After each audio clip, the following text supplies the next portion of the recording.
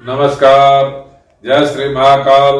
मैं पंडित शेष नारायणाचार्य आप सभी को आने वाले 19 नवंबर को कार्तिक पूर्णमासी है। तो सभी पूर्णमासी में कार्तिक पूर्णमासी का महत्व सबसे ज्यादा है, क्योंकि देव दीपावली के नाम से भी कार्तिक पूर्णमासी जानी जाती है। जितने भी देव तीर्थ हैं सभी जगह दीप का विधान का चर्चा आता है। और भगवान सत्यनारायण विष्णु भगवान का एक स्वरूप सत्यनारायण का है, जिसमें पूरे भारतवर्ष में इसकी पूजा की जाती है। संक्रांति या पूर्णमासी को तो कार्तिक पूर्णमासी में भी इसका पूजा का बहुत बड़ा महत्व माना गया है।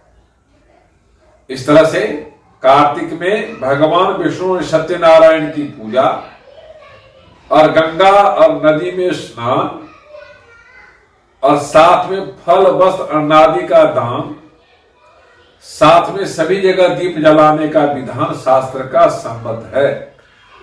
इस तरह जो कार्तिक पूर्णमासी वाले दिन अपने गुरु के प्रसन्नता के लिए, अपने पितरों की प्रसन्नता के लिए, अपने देवताओं को प्रसन्नता के लिए, अपने कुल में वंश बढ़ोतरी के लिए और आपकी धाराएं, आपके घर में प्रवाह, व्यापारिक धाराएं, बौद्धिक धाराएं, सामाजिक धाराएं, रिलेशन की धारा बरकरार रहे और आप उस दिन यदि दीप जलाते हैं और भगवान विष्णु को मन में संकल्प करके, विष्णुलोक की तरफ ध्यान करके, चंद्रमा के माध्यम से यदि दीप का जला करके और उनको आरती इत्यादि करते हैं, पूजा इत्यादि करते हैं, मंत्र का जाप करते हैं, तो आपको सीधा ही संपूर्ण फल की प्राप्ति होती है। इसी दिन ज्ञान की प्राप्ति होती है, इसी दिन धन की प्राप्ति होती है, इसी दिन बुद्धि की प्राप्ति होती है। पूर्णमासी अपने आप में सर्वोपरि है, तो सर्वोपरि पूर्णमासी कार्तिक पूर्णमासी को माना जाता है।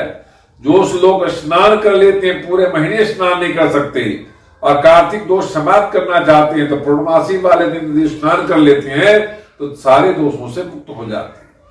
यदि देवताओं को स्नान करके ध्यान पूजा करते हैं तभी आपको सफलता पूरी मिलती है।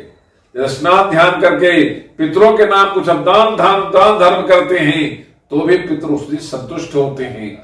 यदि उसी दिन आप स्नान ध्यान दीप जला करके अपने घर परिवार और अपने समाज, अपने माता पिता भाई बंधुओं के लिए आरोग्यता की कल्पना करते हैं, सुख समृद्धि की प्राप्ति की कल्पना करते हैं, मन में एक संकल्प करते हैं, तो संपूर्ण फल आपको मिलता है। इस कार्तिक पूर्णमासी वाले दिन हर आदमी अपने घर में संध्या काल में भगवान पितरों के निमित्त, भगवान विष्णु के निमित्त और सभी देवी देवताओं के निमित्त यदि आप 5 से लेकर के 51 दीपक जलाते हैं और 108 दीपक जलाते हैं तो आपके घर में जो शनि इत्यादि ग्रह का दोष है वो समाप्त होता है। पितृदोष सूर्य शुक्र से कई दोष है वह भी समाप्त होता है।